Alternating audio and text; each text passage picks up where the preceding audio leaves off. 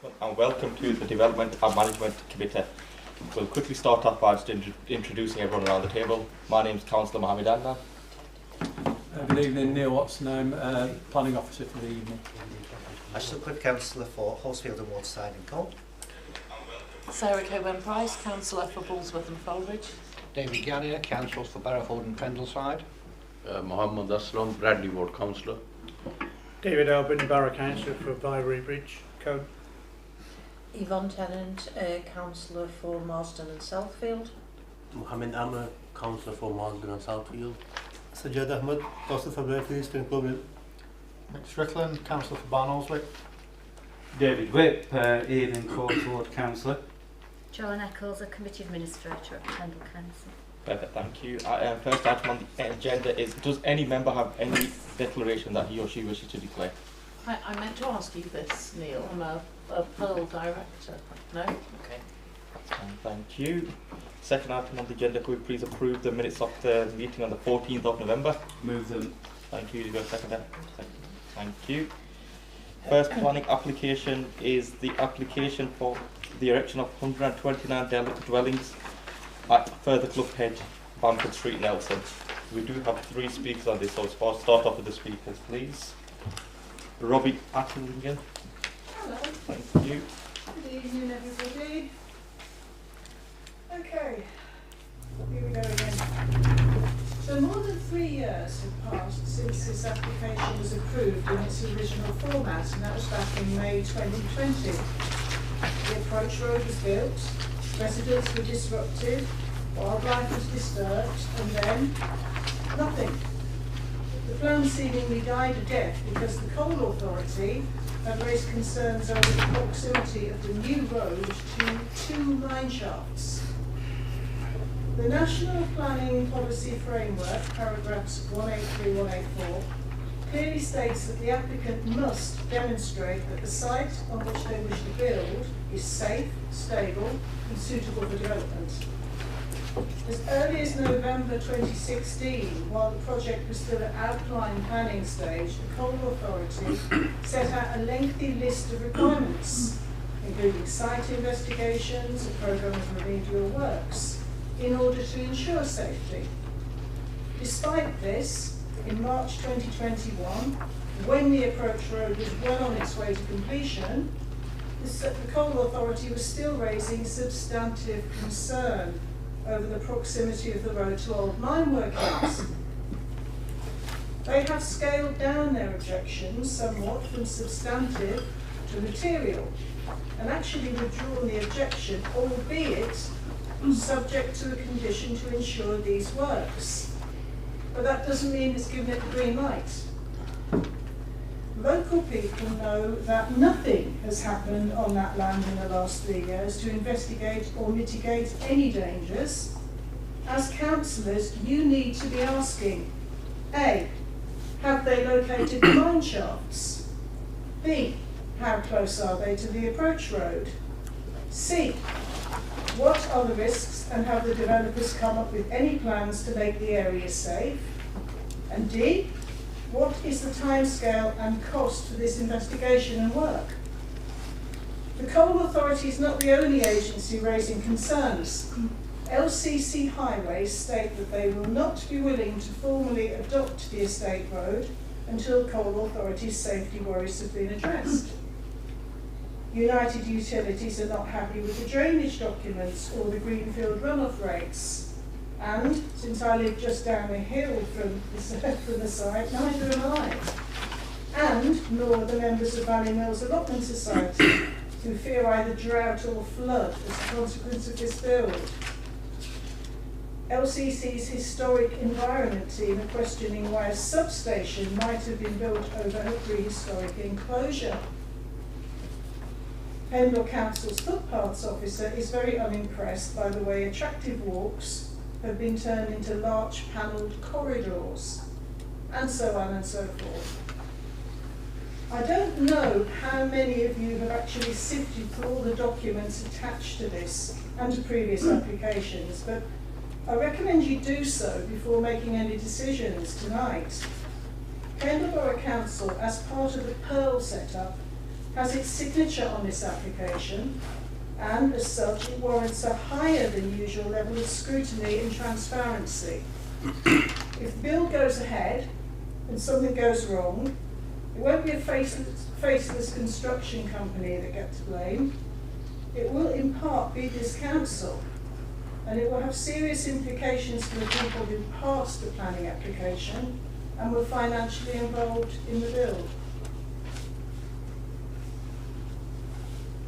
Thank you very much. Second speaker is Alison Simcock. Do you want me to stay here or? Whatever you're happy, it's fine. Good evening. My name's Alison Simcock and I'm here representing Further Cloughhead Action Group and also as a firm advocate of protecting Pendle's countryside. I recently attended Nelson Brayfield and Reevy Area Committee meeting where the new, redefined planning application for development at Further Cloughhead was discussed. Excuse me. As a very concerned resident, I felt that some of the questions raised were not fully answered and items discussed were not clear and rather confusing. For example, what actual details have been submitted to the Coal Authority to overcome their concerns and objections regarding safely building on this land? As far as residents living in close proximity are concerned, since the completion of the access road, no further remediation work has taken place on the land or near the site. Could you clear that point up, please? Could the status of the grant for the access road be cleared up also? Is there a time frame linked to this grant for building to commence? At the area committee meeting, officers seemed unable to clear up the concerns here. If there is a timescale and it lapses, will the grant have to be paid back? If it does, where would the money come from? With this brand new application, why have the number of houses planned for building been lowered to 129 from the previous 190 plus? Is it a problem with the land? Is it a problem with the mines? Is it a problem with the drainage? We need answers. Heaven forbid anything goes wrong. For example, collapse of the roads, or the land, or housing, or lives endangered. Who will be reliable, responsible to put any matters right? Please correct me if I'm wrong. Assuming Pearl are investing, will they take responsibility? Is it Pendle residents' money you're investing? Would it be our hard-earned cash paid in council taxes to you that would fund any claims? Policing. How well would the site be policed? We're aware that construction method statements come with each development, but sadly we are only too well aware that shortcuts are often taken. Rules are not adhered to, and all to the awful and huge disruption and risk of local residents. Recently, the Jimmy Nelson site as an example, work commencing before set times, construction vehicles lined upon highways on Barker House Road and smaller offside roads. One only needs to look at the levels of disturbance from the Asa Brothers petrol station development. I'm unsure that you can guarantee the residents of Further Cloughhead won't be similarly affected. At the previous recent meeting that I attended, Mr Watson, if I'm correct, stated that he felt a visit to the site might be required, and I think others were in agreement with this. Has a visit taken place, and if so, what are the thoughts, feelings and findings around this visit? Ideally, I would say that most of the speaking out regarding Further Cloughhead would like to think that we are truly fighting to protect our diminishing natural green spaces. However, sadly I feel, and in my experience, that this is not so for those wishing to develop at Further Cloughhead. Therefore, we all have a responsibility to look at all other risks, facets and issues and concerns for this development. Thank you. Thank you. Ice. Hiya. I'm Ice. I'm just thinking, is there any point of actually trying to say something regarding this? Because you're going to go ahead anyway. Are you actually going to listen to the residents? Are you going to listen to our concerns? I don't know. It's a difficult one, this is. Going back to what they did previously, building that road, like Alison said, they were coming in and out at all willy-nilly hours. I was sending in emails and complaining this, that, the other, but unfortunately, nothing was really being done about it. We're getting back to the point. You guys are going to go ahead with it anyway. So is there any real point of us being over here and reading out these statements? Well, there is going to be discussions into it now, so Yeah. That's if what there is I anything really actually like to say. Because I think you guys have already made your decision. Would you like to say anything else, or shall we No, let I think that's discussions enough. go ahead? That's fine, thank you. That's enough. Councillors, would anyone like to make a thought on it? Do you want to speak first on any of them? In your hands. Go on, Councillor Whip. Thank you, Chairman. Well, just following the three speakers there, and posing that last question, just ask Mr. Watson, has a decision already been made on this land? I appreciate there hasn't been a decision made on this planning application, but my recollection is there's an outline approval for 200 houses or thereabouts, and then there were 98 properties where planning approval was given. Yep. So there is, in answer to that last question, has a decision already been made on this land? Yes, there is. And this application is for more, less? It's for less in total than the outline, Chairman. This is for 129. 200 were granted in outline and 98 were approved at reserved matters. So it's between the two. Okay. So potentially there could have been a detailed or reserved matters application for up to 200. Yeah, in overall terms, there will be no more after this because the site won't take it. So it'll be a reduction from the 200 that was approved in outline. Okay. And in answer to Alison's question, from a planning perspective, do you know why the number of properties has been reduced?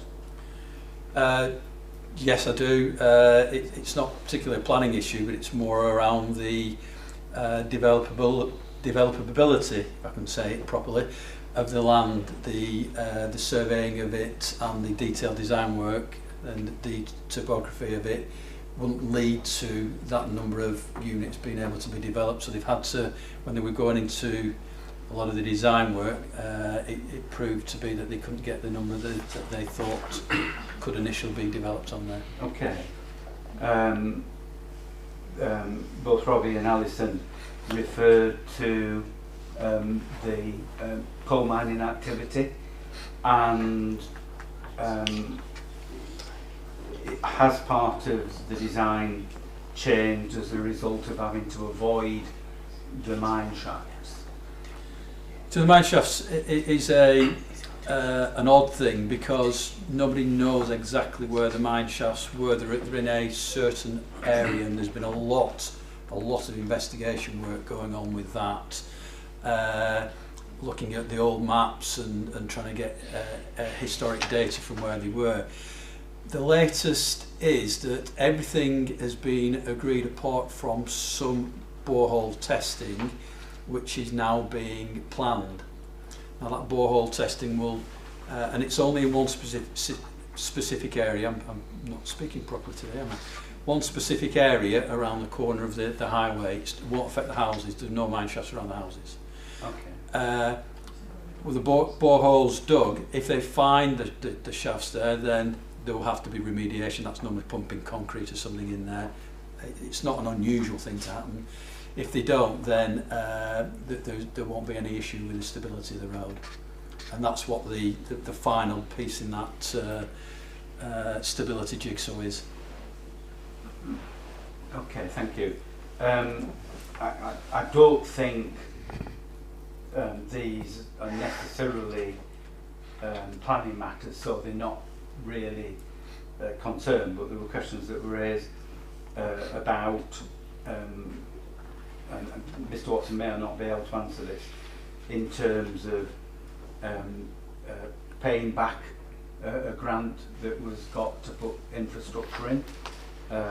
Would Mr Watson be able to answer that? Chairman, I could, but I won't, because my remit is to answer the planning questions here, not to look at the issues which are relevant to the public purse but are irrelevant in terms of material planning considerations. So, okay. But if this goes ahead, there won't be any repayments. Okay. And I mean, clearly, Pendle Council are the landowner, so you know there is an issue there, but it's not a planning issue. And then Alison asked a question about the status of the access road with reference to LCC's comments. So are you able to comment on that? Yes, through you, Chairman. It revolves around the mineshaft issue and the risk associated with that. My understanding is once the mineshaft issue is resolved and the stability is either found not to be affected or there's remediation, then LCC will be happy to take the adoption on board. Okay. And then a final question. In commenting on the application, the Nelson, Brownfield and Reedley Committee referred to negotiating a Section 106 agreement. What's the position in terms of that? You know, there were members here who may want to comment on that a little bit more, perhaps. But my understanding was to get as much community benefit from that. It wasn't a specific. It should be for footpaths, or it was a community benefit generally to try and secure some gains from that. Some of the advice I gave then, which I will give now, you can only ask for 106 agreements when it's necessary to make the application acceptable. That's in the community infrastructure levy regulations, so it's law now, it used to be policy. So as it stands, 106 is recommending for the travel plan, and there's an issue around the footpath across there, which has been asked to have Section 106 of those, where we would suggest are legitimate, and if you want to 106, those are the areas to consider. Okay, thank you. I've got no further questions arising from the comments that were made. Thank you, Councillor Albin. Yeah, thank you, Chairman. Most of my questions have been answered basically from that, but correct me if I'm wrong, so he's actually got planning permission at this present moment, has it? For 190 odd acres. So he's already got it. So you're just looking for an amendment to that planning? Yes and no. It's got outline permission for 200. This is where planning law is slightly odd.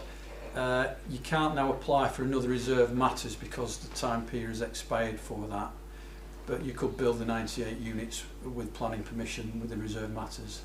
Right. So in effect, it's got permission for 100. That can be a 98. That could be implemented immediately. Okay. Yeah, the coal thing is quite concerning, I must admit. And I mean, the third paragraph up from page 3, which says no objection subject to conditions for further intrusive investigation. Who's actually carrying out those investigations?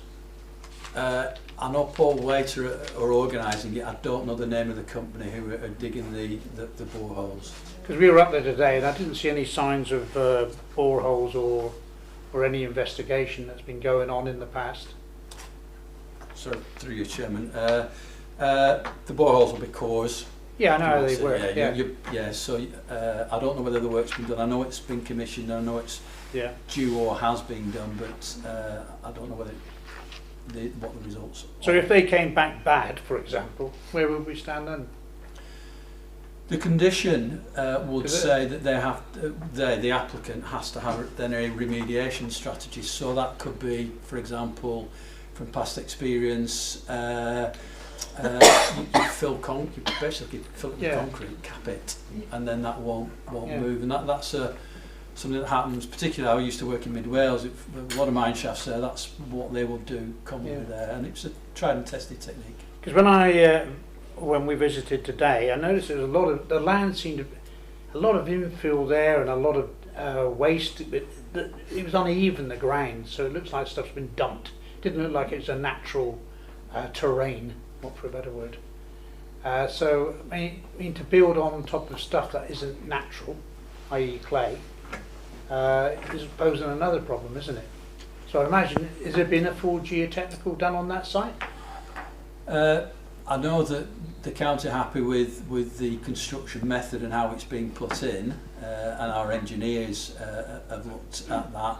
The only issue that I'm aware of in terms of the construction is that of the whether there is a mine shaft, and there's a question whether there is one, because no one can find it on maps. Yeah. And that's why the intrusive report is the boreholes are needed. But other than that, I'm not aware of any engineering issues with the ground conditions itself.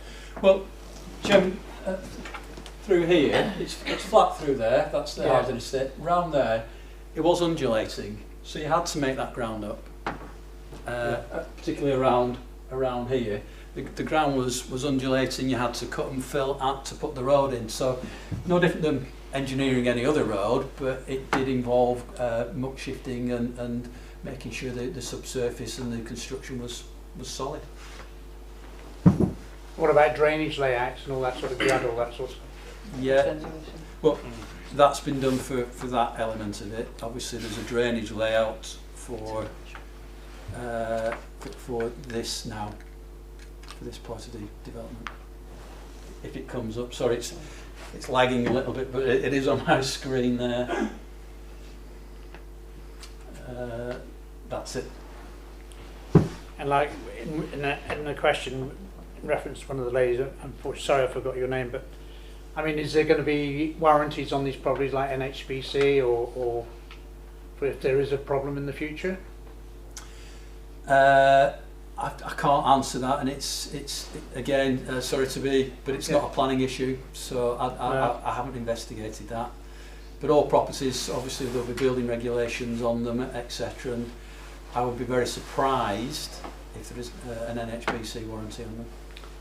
I don't think the warranty is needed on the house. I think it's on the ground. I think personally, you know. Chairman, the ground in itself, the only issue is the road, and if that's adopted, then that won't come back on this public purse. It will be LCC as an adopted highway.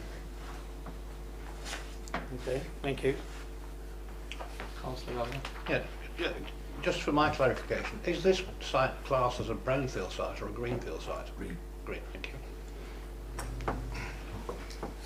Councillor Yvonne. Just a bit of clarification really. So am I right in thinking that the outline planning permission, which was 2017, has now expired? No? I would have thought it would have expired October, November this year? Right, sorry, through you, Chairman. The 5 years in which to submit the reserve matters has expired, but because the access has been put in, the planning permission is still live. Okay. Because it's started, and once you make a start, that planning permission is live forever. Right, okay. The other thing is, you said about the mine shaft that you're trying to locate. I think at a meeting several months ago, there was a mention of 2 mine shafts and you found one, but weren't entirely sure where the other one was. So it just seems a bit, I don't know, the goalposts keep moving. Again, through you. Yes, that's. I don't think the goalposts have shifted as such. One they're certain of. It's the shall we say the missing one, or the one that they think may have been there, and it's only a thought. That's why the intrusive investigation needs to conclude whether it is indeed there or not. Okay, and there's been no further investigation into the Bell Mines thing. There's a very, very old map showing Bell Mines in that area that are unpropped. which is probably what a lot of the dips in the landscape is, where they've sunk down. Has there been any investigation into them? They'd have been pre-coal board, so they wouldn't have been recorded at the time. There's been no obtrusive investigation across the site. It's only the known issues that the coal board have raised. So it's what we don't know. Obviously, you can't deal with.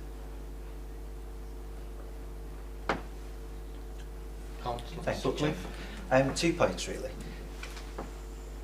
When we see an outline application for 200 houses and then we see an application for 129, that's always sort of pleasing for me, because it means that we're probably going to end up with a better development, with a better layout, than trying to cram 200 houses onto a site that's probably better for 100, 129. So I think on that note, it's a sort of win in some respects.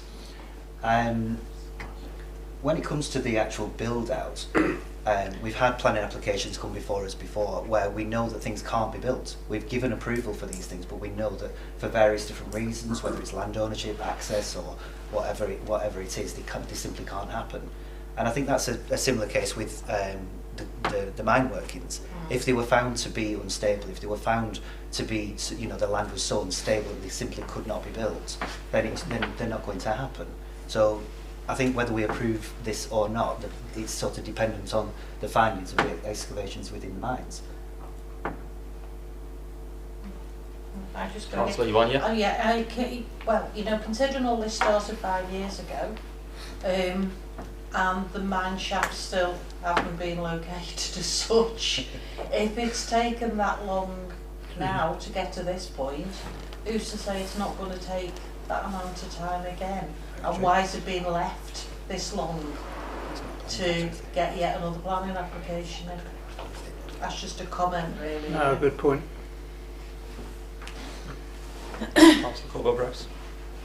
As you'd expect, I had some heritage concerns, and I read their heritage report, and actually he had quite a few concerns, didn't he? More than was in the officer's report.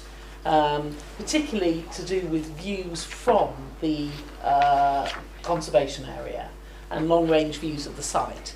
And he really felt that the fencing proposed was wholly inappropriate and should be a hawthorn hedge. And he also didn't like the white render. He said it would make it stand out from a long distance, and suggested buff render instead. The archaeology, the LCC archaeology, county archaeologist, he was not, you can shake your head, Mr. Watson, but he wasn't happy at all, was he? He was like, oh, the road and the substation, has there been damage? And of course, because the investigation hasn't happened, we can't know. And, I am a former archaeologist, but gave up before my knees went. So, I am concerned about that. I think that has to be conditioned before anything else is done. Then there were a lot of concerns from Tom Partridge. Really, I could totally envisage this horrible, I would feel anxious. He said it wasn't wide enough. He said there was this sort of unsafe tunnelling effect. You wouldn't want to walk there. He said you would not feel safe. It certainly isn't the sort of expansive countryside walk that you would be hoping for. I really feel that before the application is truly finalised, that has to be a pleasant footpath, a sensible footpath has to be made. I think that's so important. We can't just have a little slice through a housing estate. It's not why people go for a walk. But it also has to still function as a footpath and get you to the place that you want to go to without some massive detour. And I think that's obviously a failing of the layout.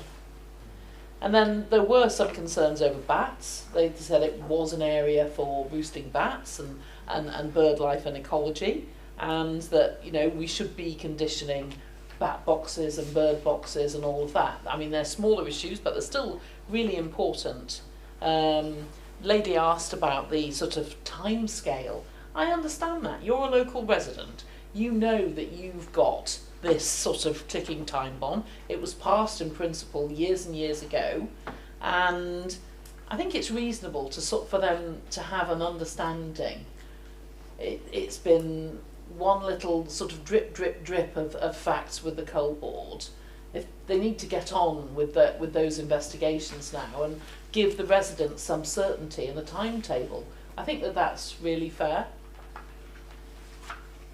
So they're really my observations. Thank you. Councillor Aldin. Yeah, thanks. I just think there's too many conditions, subject to this, subject to that. And I think a lot of these could be addressed before the application comes in. I mean, a full intrusive survey of the ground as far as the coal mines. And I can't believe if in a period of 5 years they haven't done so much as nothing really. A few boreholes. And who's determining where those boreholes go? I mean, it could be 3 metres away, it could be a major problem. No one knows. I think there should be a lot more investigative work carried out and submitted with the planning application to take all these areas of doubt away. There's so many conditions, and what just address the conditions now. So when the planning comes in, there you go. It takes away the fears of the residents in that area. I don't think I'd be wanting to sit on a time bomb that could go off if something goes wrong on that site, or have the responsibility of someone being hurt. Through you, Chair. It's just my thought. I think there's an idea behind this that it's somehow greater. It's a localised part of the road. It's not the site. It's not every bit of the site. It's not that every house is going to collapse on here. There's one localised bit of the highway where the Coal Authority with Paul Waite Associates have been discussing. It's taken some time to get to the point of identifying where that intrusive work will take place. So, sorry, it might be coming across slightly that it's a wider issue. It's a very localised issue that. And then we got a report of that. Well, they're allowed under the government guidance to deal with things that can be properly conditioned by condition. So what they're saying is, investigate it. If, and I'm not convinced that there's anything there, but if there is something there, because I've not seen evidence of mine shafts there, if there is something, then they have to have a remediation strategy. Yeah. That's something that is commonly conditioned in. So that might be, as I said, concreting, whatever it may be. It might be that you to pull the road apart and then do some more work. Whatever it will be, will have to be agreed with the Coal Authority. Well, they shouldn't have put the road down to start with, then, should they? Really, you know. Just for someone else to discuss with that, Jim. In terms of the other points, so archaeology is covered by Condition 9, a report on that. Ecology mitigation measures put in with that. There's no bat roosting as such. It is the foraging areas because the trees are etc. Impact on CA. Yes, you could change the conditions on landscaping because the landscaping is a fence with bush planting. You might want to specify on that boundary you want a hawthorn natural hedge. That, if you wish to do that, that's perfectly acceptable. And I think the render, there's a materials condition number 3 with that, so we can get beige coloured render, because it's a buff brick that they're wanting, so it might look a bit buffy, but that can be arranged as well by condition. Thank you. Any other speakers? And the footpaths. Footpath, Mr Partridge is happy now, subject to a contribution to enhance the wider network, so there's an offsetting of that. But is there still a nasty? Still, it's not like it was originally. They've tried to move, but they haven't created the wide areas that Mr Partridge was on about. But he's come back to say he'd be happy with a contribution. It is a small area. If I can get to the plan, so it will lag on here. There's a footpath plan. Mr Watson, if I were to suggest that we go away for a month and then it comes back with everything solved, would that be considered to be wholly unreasonable? it's that bit of land. It's 30 metres worth of footpath. If I'm honest, I don't agree with Mr Partridge in terms of that impact on such a small area, and that's why I think he's come to the conclusion, let's get some benefit for the wider footpath. But it is a small area, it's not enclosed and dominated, it's just got some steps in there. Well, he actually does mention the steps are not accessible though, doesn't he? But then the land is like that now. So could it not be a slope? So I mean, we've got some of these in Chorlton, and they're not steps; they're a slope. I can't answer that technically whether a slope will do, because obviously slopes 1 in 12, 1 in 20. I don't think it would make that. So I think you're going to have steps in there. Which, you know, are not good practice, are they nowadays? For the disabled, etc. Well, the land is you wouldn't get. I think it will be more accessible now because it will be better. People will be better able to have a footing in there. I think Mr Partridge's point is not about the footing as much as about the experience you get from that. Which I get. So I asked the question, would it be incredibly annoying, would you want to shoot me, if I suggested that we for a month go away and solve all of these problems so that we absolutely understand everything to do with whether we can have steps, whether we can't have steps, hedge, the juxtaposition of buff with buff brick, is there another solution? What does the architect think? All of these kinds of questions.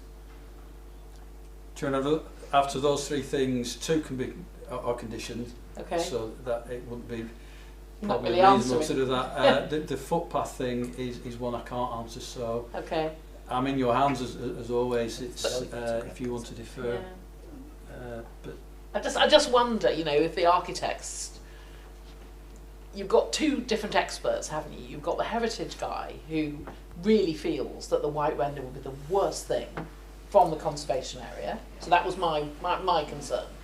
But it could be that the architect said, well, if I knew that was going to happen, I would have come up with this solution that would have been better with buff render. I don't want to necessarily do something that we can't. Well, we're striving for the very, very best solution, aren't we? Jim, they're in full panels. It's not full elevation with that, and I'm sure they wouldn't mind whatsoever by putting beige panelling, and we could insist on that. I really don't think that's going to be an issue at all for the developer. Well, leave it to my colleagues to see what they think. Councillor Whip.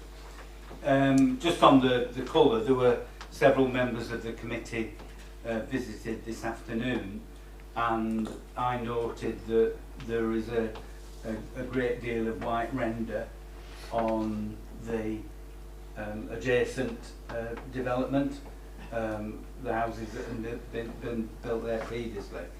So I'm ambivalent as to whether white or beige. I'm not particularly a fan of beige, but the condition that requires materials to be examples to be submitted to the planning and approved by the planning authority boxes that off. So, you know, there's a dialogue with the developers. Well, you know, would beige look better than white? And a decision is made as a consequence of that condition subsequently. So, I don't think we ought to get hung up on it. Councillor Suckley. Thank you, Mr Chairman. Based on the conversations around the table, I'd like to move the officer's recommendation to delegate grant consent based on 3 different things.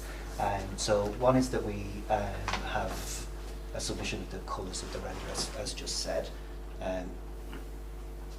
to be agreed. The second one, to explore the hawthorn hedge rather than the fencing, again as recommended by the officer.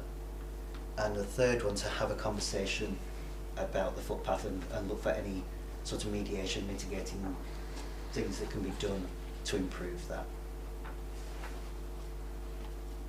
And we're taking all the sort of bird boxes, archaeology, ecology, mineshaft analysis as read. Or part of current conditions. Do you have a seconder for that? Yeah, I'll second. Thank you. Do you have any other speakers? Yeah, I'd like to go for refusal on the reasons that the topography is not being fully addressed, I don't think. Like I said, I've got issues with the undulations of the ground, which I think are caused by bell mines and previous removal of stonework from there. And also, so far, over the last 5 years, there's been so many changes to this.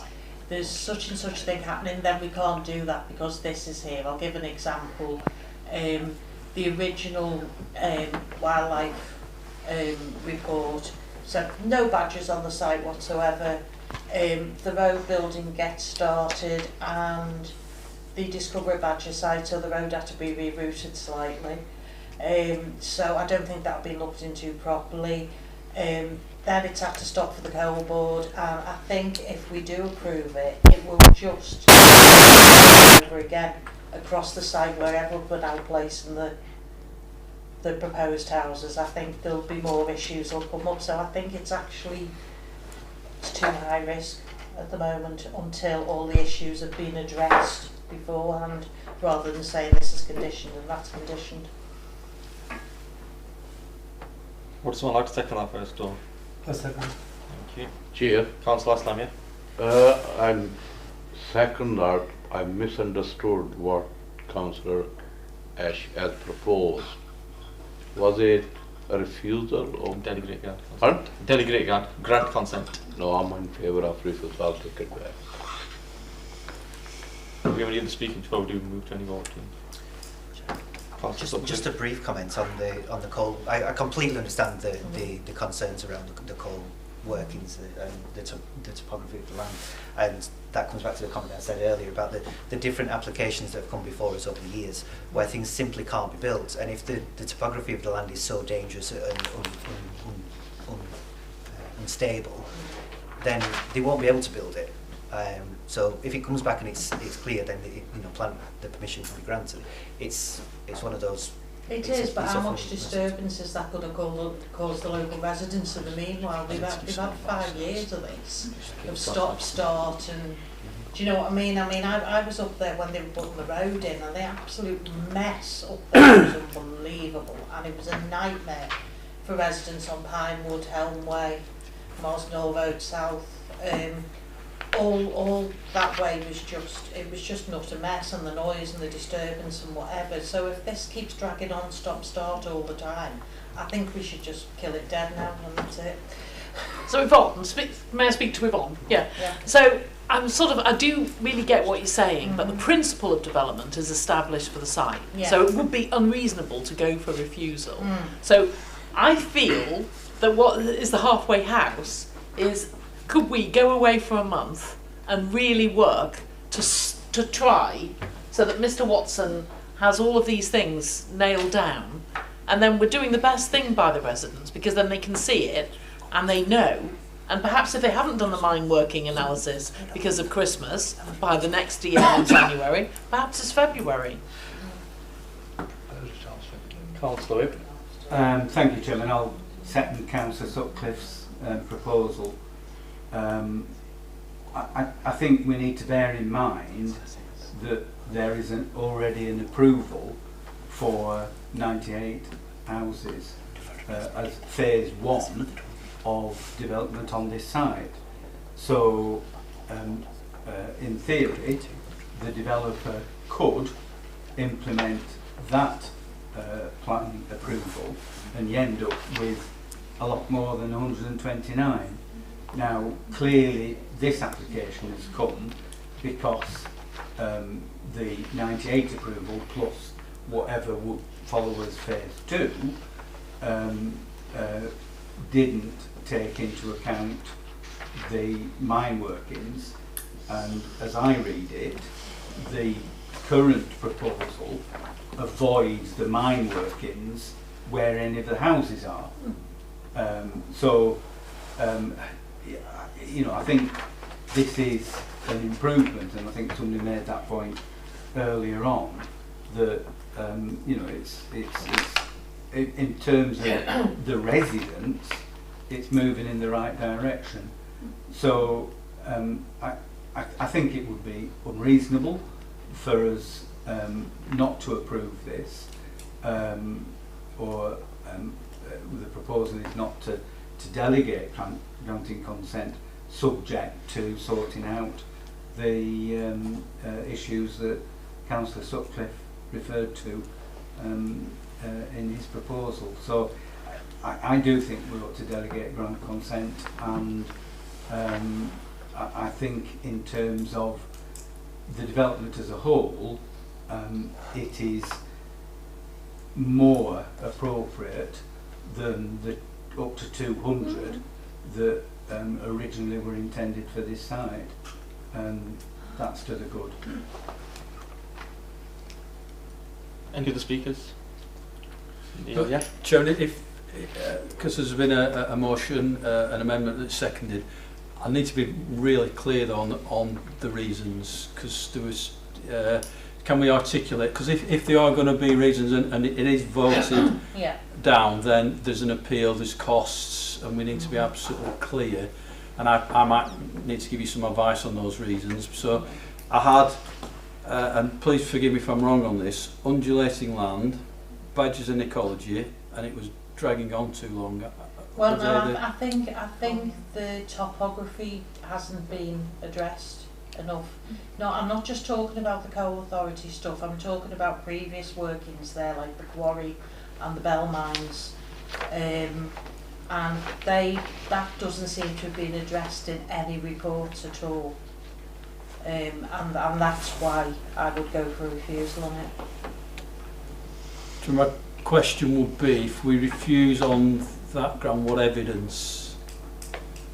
We have to have evidence at the time of making the decision. I know it's Pearl, and I know, but a separate legal entity could, if we have no evidence behind that.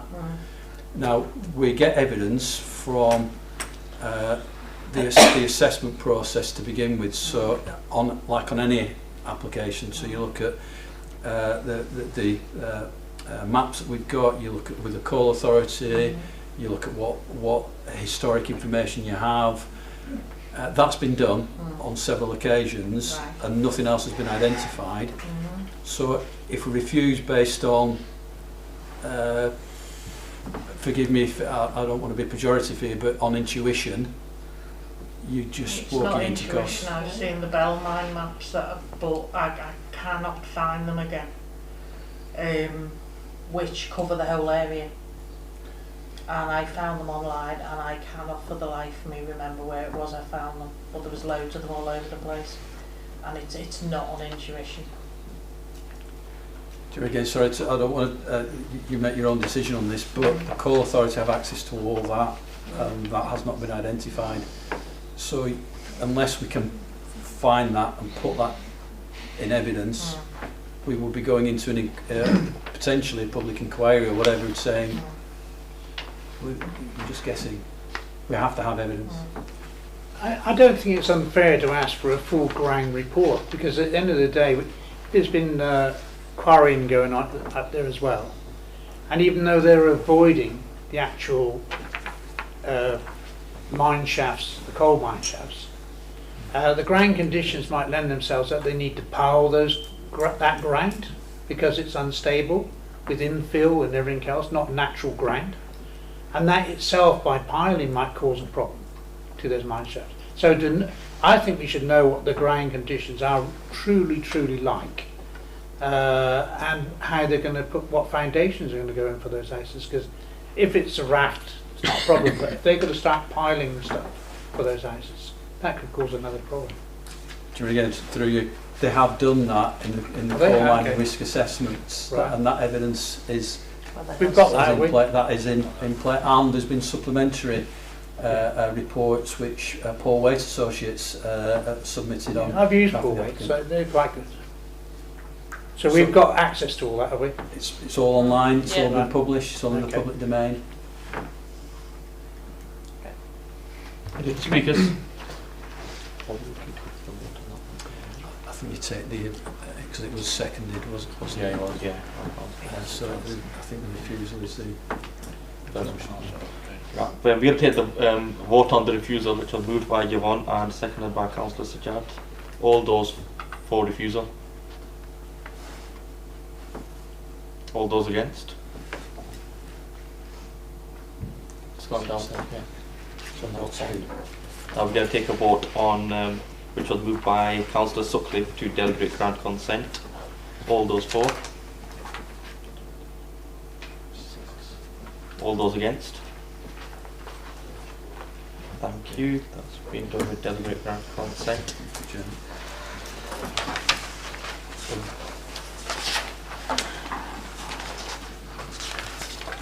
We're going to move on to the last application because we've got speakers on it, so we'll just move that one forward, which is the one at 34 Pasture Lane, Barrowford,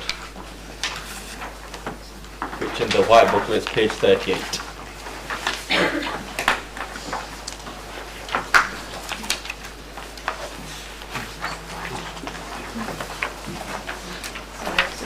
So that's fine, you can leave, thank you very much.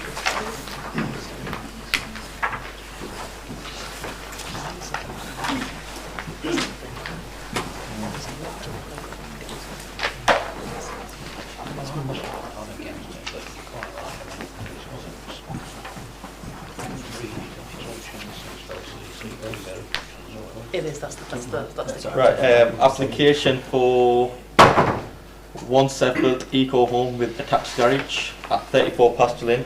We'll start off with the speakers. Dean Profit. Yeah, good evening everybody. Hopefully you've all seen the development pack and a few of you have been up to site to have a talk to us or see the site in general.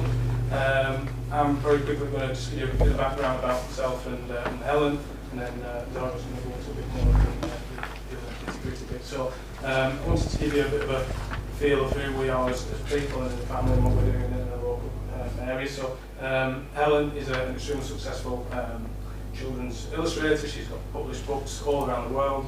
Her last book was for Sir David Attenborough, and a lot of you won't know about this because she's very modest and she keeps things to herself, as we both do. I'm some would say, a successful businessman. I own various businesses around Nelson, Colne and Burnley, employing over 100 people, so from that point of view, we're extremely active within the community. We are Barrowforders, first and foremost. I'm 44 years of age, 40 of those years spent living in Barrowford. Helen is 42, she's going to kill me if I'm wrong, but 38 of those years we've spent in Barrowford. So we are Barrowforders and extremely all the things we've done in the community very quickly, not just from employing people, like I said, over 100 people, but from charitable stuff. We give significant amounts to local charities, food banks. We're feeding over 100 people at Christmas via some of my companies that provide food.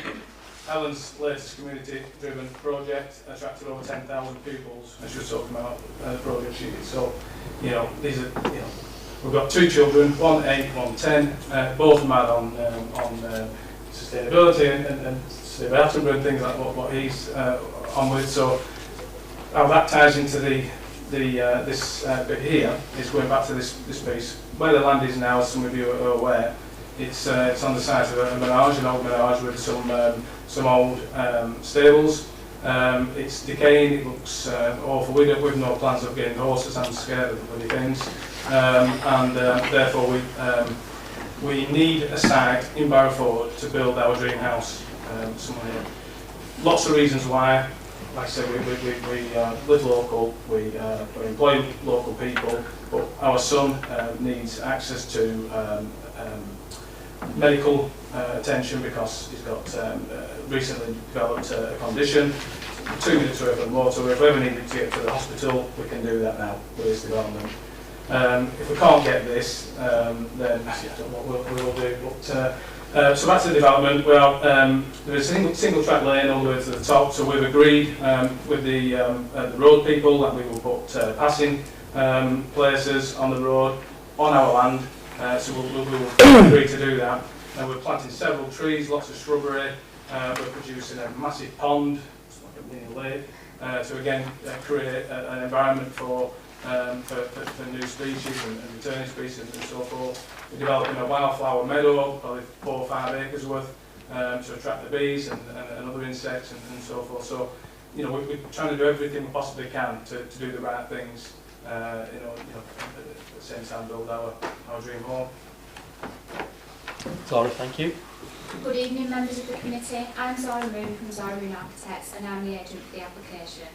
The proposal is to create a new build eco-dwelling on the site of an existing stable and riding menage in Barrowford. The house will minimise its energy usage and carbon footprint and includes a ground source heat pump, sustainable heating system, solar power generation, rainwater collection, a green roof and high levels of insulation. The planning officer is recommending approval and no objections have been received. As Dean, the applicant has explained the background for the application, I will focus on addressing comments by the Barrowford and Western Committee and the Parish Council, which are the reason for the referral to this evening's committee.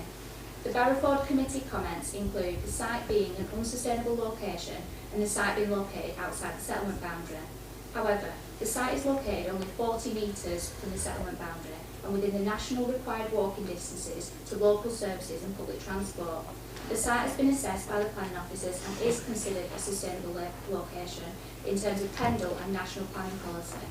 The site is located next to the settlement boundary, on the edge of urban development and immediately adjacent to residential properties. Therefore, despite the site being located just outside the settlement boundary, the site is located within a sustainable location. Policy Lib 1 states that new dwellings outside but close to the settlement boundary are supported. Therefore, the proposal complies with Pendle planning policy, is a sustainable location and complies with the required walking distances to services at national level. There has been some confusion regarding the LCC Highways comments. To clarify, they have provided an update on their original response, which confirms they do not object to the proposal, removed their comment about being an unsustainable location. They are now happy a passing places to be included, and they state that as the scheme is for only one dwelling, the sustainability of the location is not an issue and would not cause any objection on highway grounds. The planning officer has confirmed there will be no impact to the open countryside, neighbouring properties, access, trees, ecology, no overlooking, no impact to the enjoyment of the public right-of-way and no impact to Pasture Gate House. The visuals show the proposed dwelling will be barely visible and will therefore cause no visual impact due to the existing mature trees which provide dense natural screening to all directions. The site is screened from pasture lane by the existing house and garage, and the design proposal includes a substantial tree planting scheme which provides additional screening, enhancing the biodiversity of the site.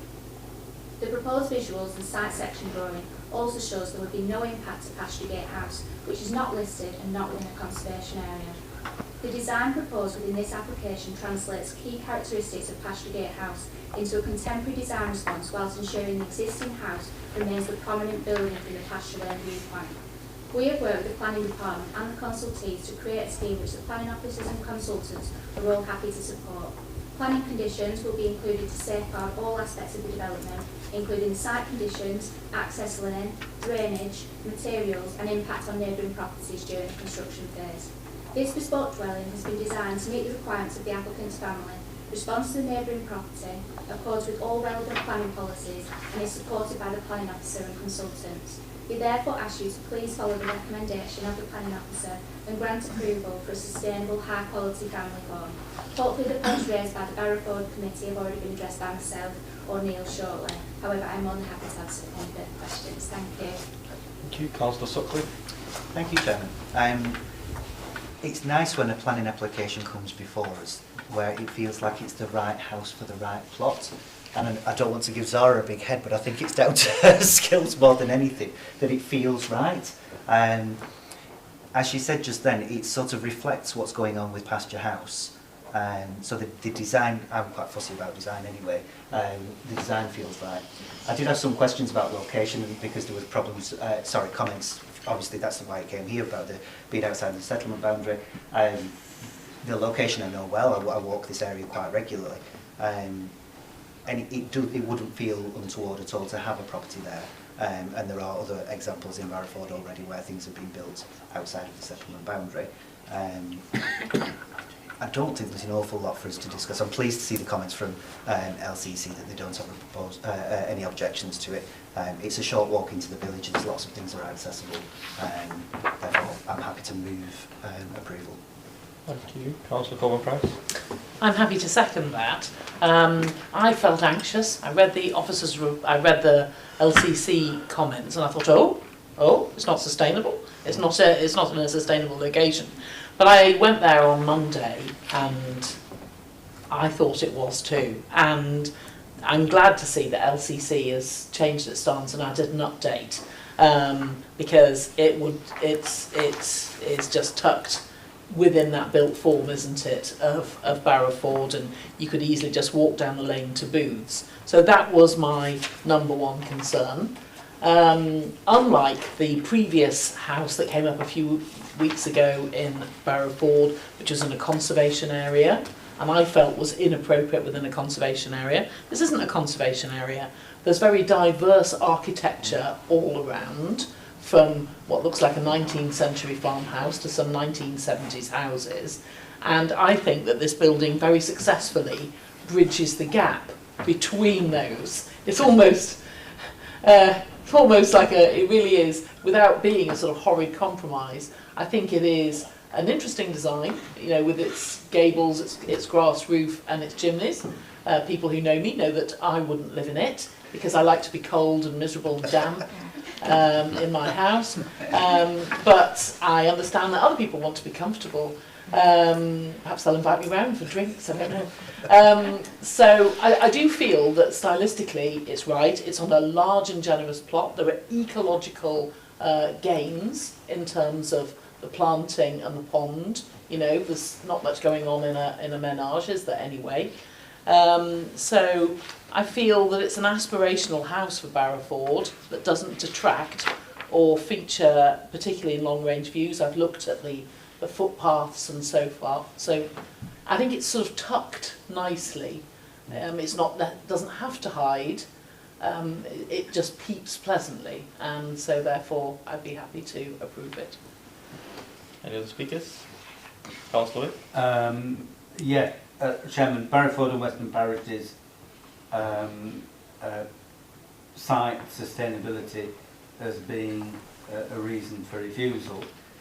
I'd just like to ask Mr Watson, on page 42 it refers to Pasture Barn West, which Barrow Ford and Western Parities did regard as a sustainable location. In respect to this proposal, how much further away is Pasture Barn West from the main road, essentially? Chairman, I look, because it came to development management in 2017, this, and I can remember Councillor Cross, who's obviously sadly departed, passed away.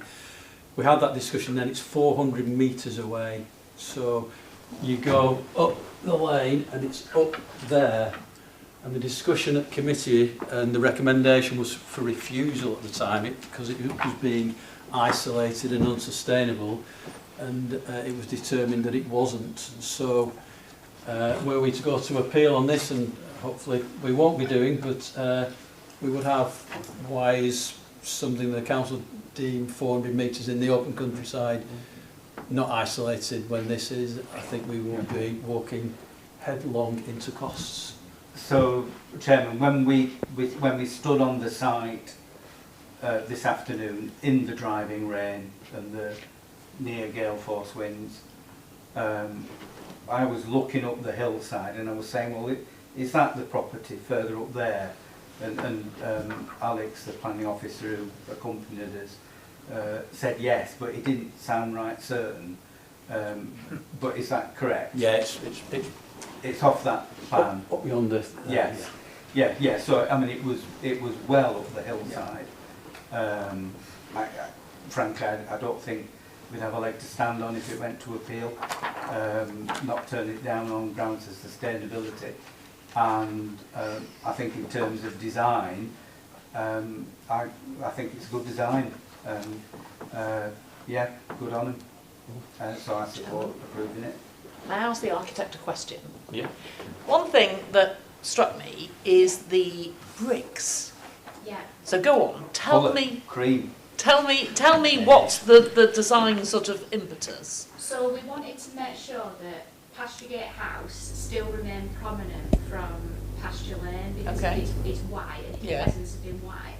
So, but obviously there's a lot of stonework locally, and then there's also brick. But we wanted to bridge the gap, like you mentioned. So we've gone for a very creamy, high quality brick instead. So it's sort of it leaves Pasturgate House very prominent with the white. Okay. But it's like all the nice tones that you do get in the open countryside with the stonework and everything. Okay. All right.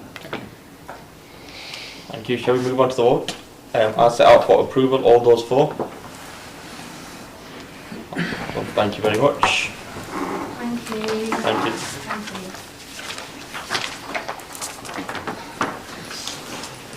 Have you met David Attenborough? Thank you.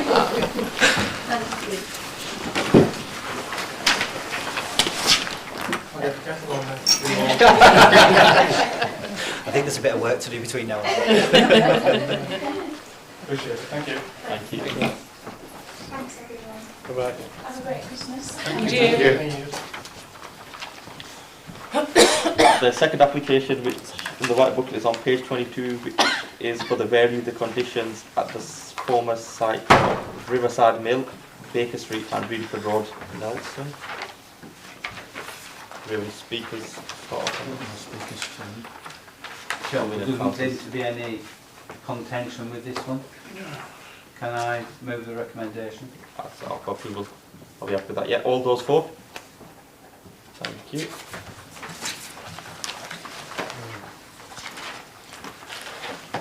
Application for erection of timber fencing to front garden at 41 Carr Road, Nelson.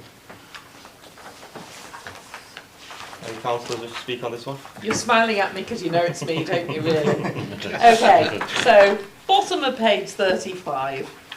In this instance, the fencing neither preserves nor enhances the character and appearance of the conservation area. It does not. It is an incongruous feature that is particularly conspicuous due to the choice of materials, its height and position adjacent to a road. And then there's a bit more overleaf. New development should consider and respect local character and distinctiveness as appropriate to each conservation area. Whilst not a removal or repair, the proposal does not accord with the spirit of paragraph 4.70 as matching materials are not used for the corresponding detrimental impact upon the character and appearance. Likewise, the use of wooden fencing on a roadside frontage where metal railings would ordinarily exist does not respect local character. So I think it's really clear that this poor Carr Road conservation area has taken a pasting. I don't know how many times it comes up in these meetings. It's one thing after another. I fear for it, I really do. And I don't know whether the council should leaflet everybody about you bought a house in a conservation area. Let us tell you what it is. Actually, that picture, if we could just go back to it, it actually shows some metal railings. I haven't spotted them. And that's, you know, you've got a sort of vestigial stone wall and you've got your gate piers. And, you know, these are sort of quite high status Victorian houses with lovely stone bays. And that's what it's meant to be. And really, if you think about successful towns, it's all about communities and openness and talking to each other. It's not about enclosure and shutting people out. And I think that's just so important. In the Combe Neighbourhood Plan, one of the top things that we put in our design code was an end to closely boarded timber fences. Because we just didn't feel it built the character into Combe, and we put a whole section on walls and hedges and things like that. And just imagine if that was a hedge, or just imagine if they were railings all the way along that road, as would have been the case in 1895. And just think how beautiful that road could be again.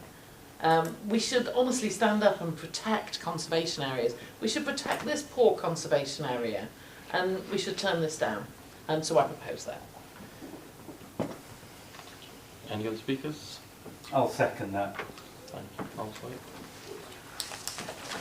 Yeah. Councillor Ivan, Just remind me again, how tall is this wooden fence? 1.26 metres. 1.2 metres. Yeah. Just as Councillor Cook said, yeah. What? 1.26. Sorry, I wasn't speaking very loud. 1.2. 1.26 metres. Yeah, over somebody the give me stone. that in feet. I don't 4 know. foot. Above the stone, but it's above the stone wall. It's above the stone wall. Mm. So, and then that's about another 2 foot below, Yeah. is it? Yeah. About 5 feet. It depends where you measure it. It does, it slopes. Have If you- you're have you measuring have on you top seen of it? the wall, it's about 900. I have, well, I've driven past it because I live down, I have to go down Carl Road to get home. I've not so much got a problem with the wood as the height.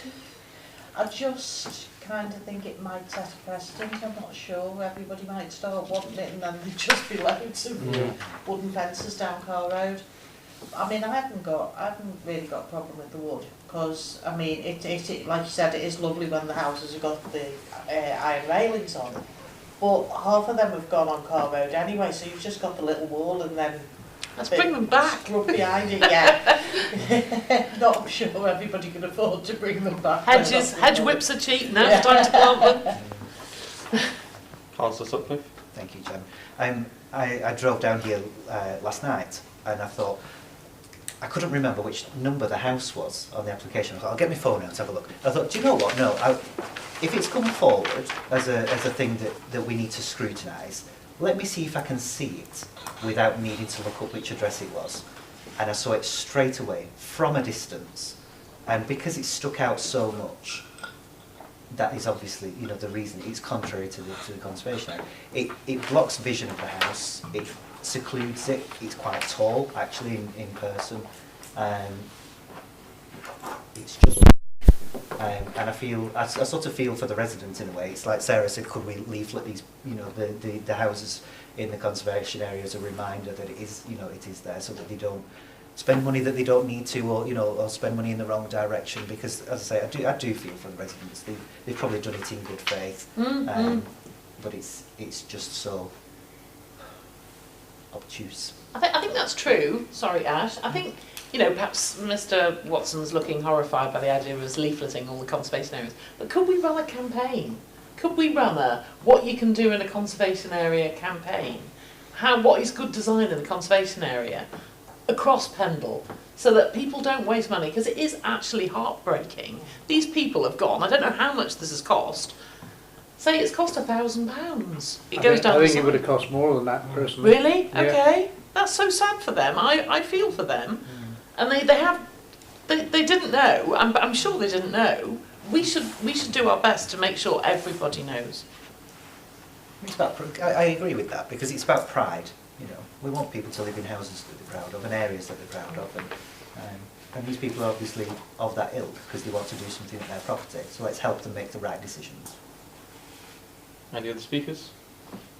Councillor Losner. As I walk on this road, drive on that road, she lives on that road, maybe traveling about 10 times a day.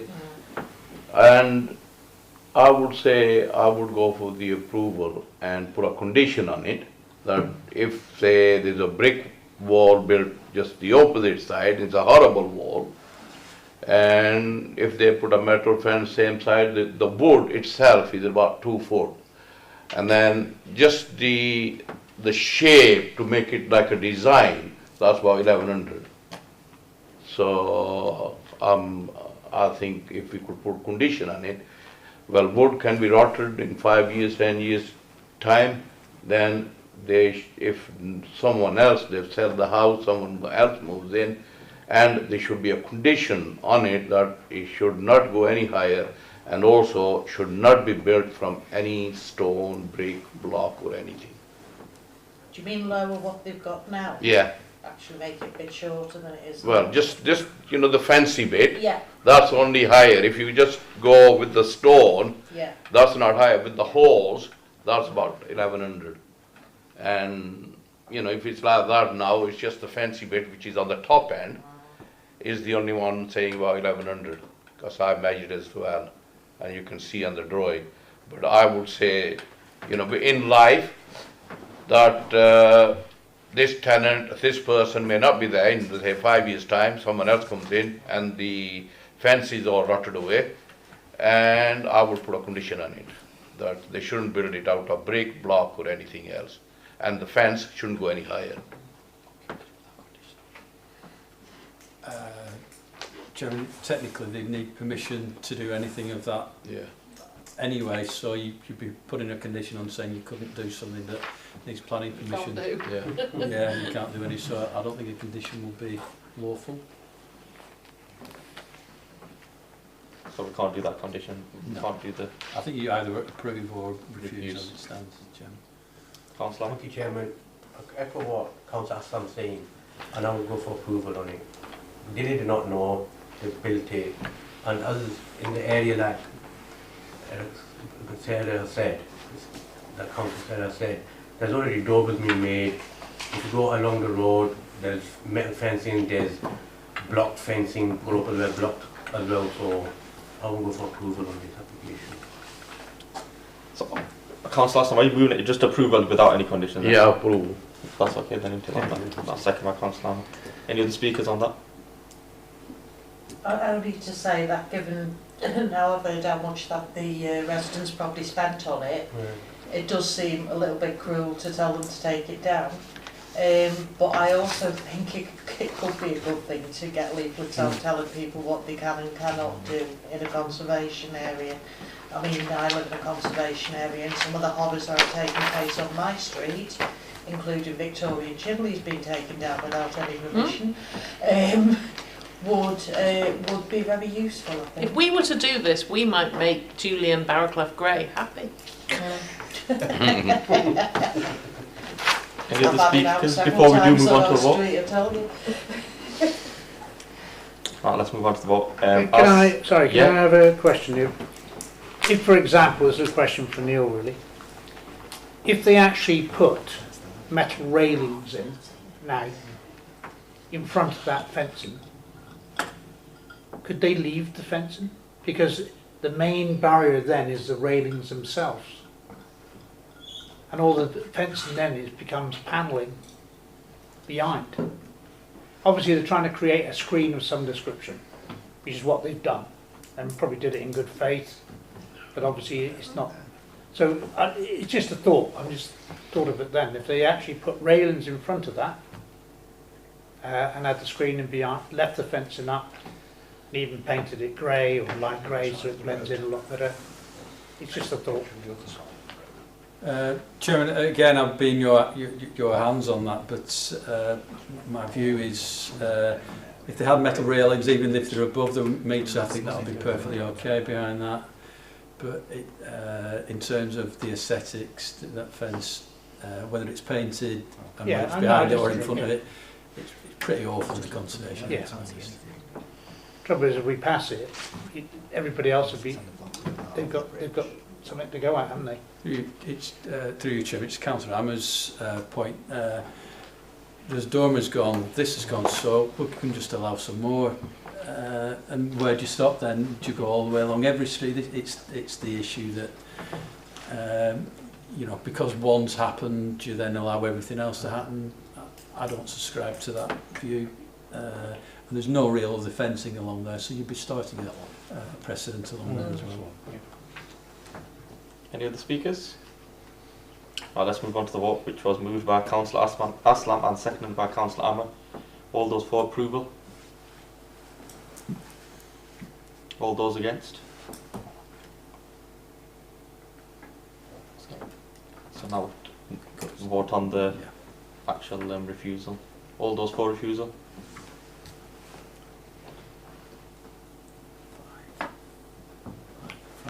All those against?